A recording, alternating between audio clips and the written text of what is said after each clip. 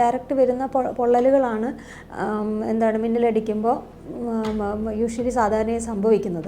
വാഹനത്തിൻ്റെ ഉള്ളിൽ നമുക്ക് സേഫാണ്, കാരണം വാഹനം ഒരു കംപ്ലീറ്റ് ഒരു ഐസൊലേറ്ററായിട്ടാണ് പ്രവർത്തിക്കുന്നത്. പക്ഷേ വളരെ പെട്ടെന്നായിരിക്കും ഈ ലൈറ്റ്നിങ്ങിൻ്റെ ഒരു സ്ട്രൈക്ക് വരുന്നത്. ഡയറക്റ്റ് സ്ട്രൈക്കും ഇൻഡയറക്റ്റ് സ്ട്രൈക്കും ഉണ്ട്. അപ്പോൾ ഈ ഡയറക്റ്റ് സ്ട്രൈക്ക് നമുക്ക് തുറസായ സ്ഥലത്ത് നിൽക്കുമ്പോഴാണ് ഡയറക്റ്റ് ചെയ്യുന്നത്. ഓപ്പൺ ടെറസിൽ കുട്ടികൾ ക്രിക്കറ്റ് കളിക്കുന്ന ഒരു സാഹചര്യമാണെങ്കിൽ നമ്മൾ അതിൽ നിന്ന് എത്രയും വേഗം അവിടെ നിന്ന് മാറണം. പെട്ടെന്ന് കേൾവി ശക്തി പോകുന്ന പോലെയോ കാഴ്ച പോകുന്ന പോലെയോ ഒരു സംഭ്രമം ഇതൊക്കെ ആളുകൾക്ക് ഉണ്ടാവും. ക്ലൗഡിൽ നിന്ന് ഗ്രൗണ്ടിലേക്ക് അടിക്കുന്ന നമ്മൾ മിന്നലുകളെയാണ് നമ്മൾ cloud to ground lightning strike നമ്മുടെ ദേഹത്ത് അടിക്കുന്നത്.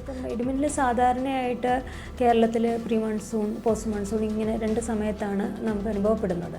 അപ്പോൾ ഉച്ചയ്ക്ക് 2 മുതൽ നമുക്ക് ഒരു ഇടിമിന്നലിൻ്റെ ഒരു സാധ്യത ഈ ഒരു സീസണിൽ നമുക്ക് പ്രതീക്ഷിക്കാം. അപ്പോൾ 2 മുതൽ രാത്രി വരെ വരുന്ന സമയത്ത് വളരെ ഡീപ്പായിട്ടുള്ള തണ്ടർ ക്ലൗഡിൻ്റെ ഒരു ഫോർമേഷൻ സാധ്യതയുണ്ട്.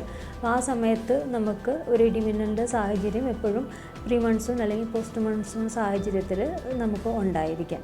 അപ്പോൾ ക്ലൗഡ് ഡെവലപ്പായി വരുന്ന സമയം മുതലെന്ന് പറഞ്ഞിട്ടുണ്ടെങ്കിൽ ഒരു ഉച്ചയ്ക്ക് 3 മണിക്ക് ശേഷമാണ് നമുക്ക് കൂടുതലായിട്ടുള്ള ഒരു ഇടിമിന്നലിൻ്റെ ഒരു സാധ്യത നിലവിലുള്ളത്.